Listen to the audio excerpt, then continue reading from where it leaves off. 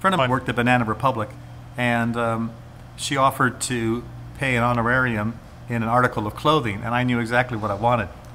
I wanted a black suit from that store. And so I got this terrific black suit from them as a gift for doing their wedding.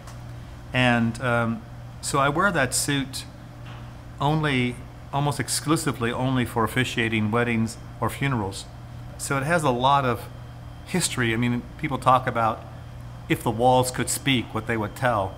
But if my suit could speak, it would tell you about all the different people that the suit has experienced, whether they're great moments of happiness as a wedding or moments of grief and mourning, such as funerals.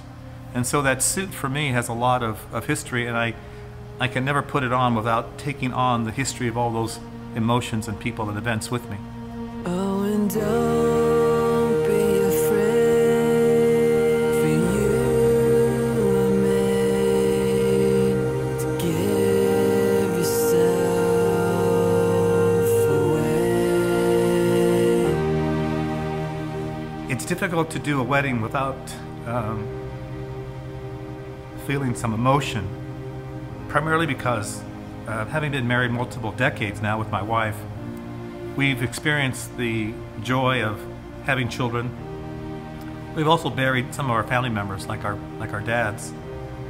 And then there are weddings that, well, they're all wonderful, but I realize that life happens. And so when I see these two young adults starting off on their marriage, I recognize that it's almost impossible to predict where it's going to end. I know that some weddings, either the husband or the wife is going to pass away first, and that'll leave the other one behind, and there'll be incredible loneliness in the separation. And I also realize it's very possible that one may choose no longer to love the spouse that they had pledged to love, and they'll leave, and the spouse left behind will feel like they died. So it's hard for me to step into a wedding and officiate it without any emotion. I always come with it with all this emotion for me. And so I'm officiating, but part of the story with them.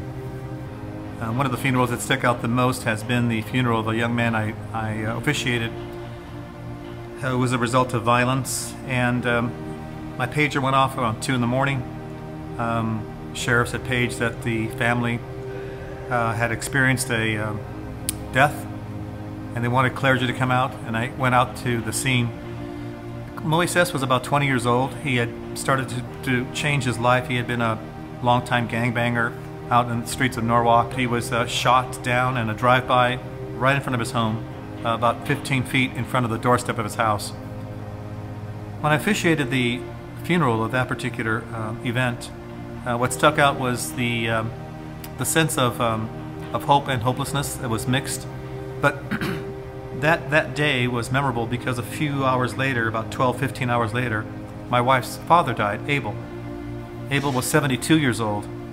And what I recall about that day is that whether it's a young man at 20 or an older man that's lived almost a full life at 72, it seemed both way too young.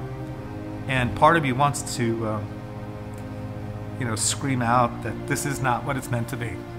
That this can't be all there is to it. So whether you live a long life or a short life, there's something unnatural about death that makes you want to say, is there something more?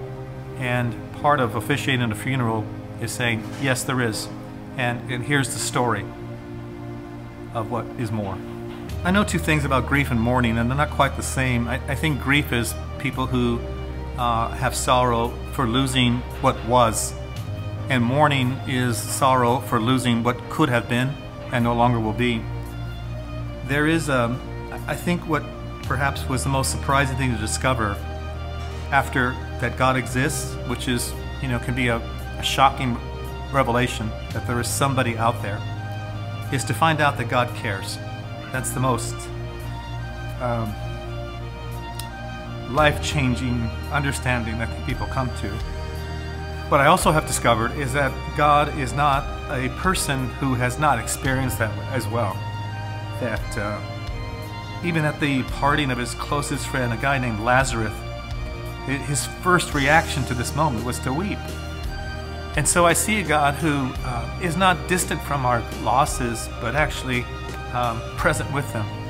And I've never known God to wipe away grief and mourning, but I've never known Him to allow us to drown in it.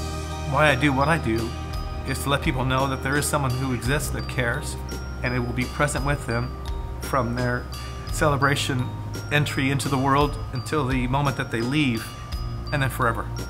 And that the end of that moment of passing is not the end of their story, but maybe the beginning of something more beautiful and elegant.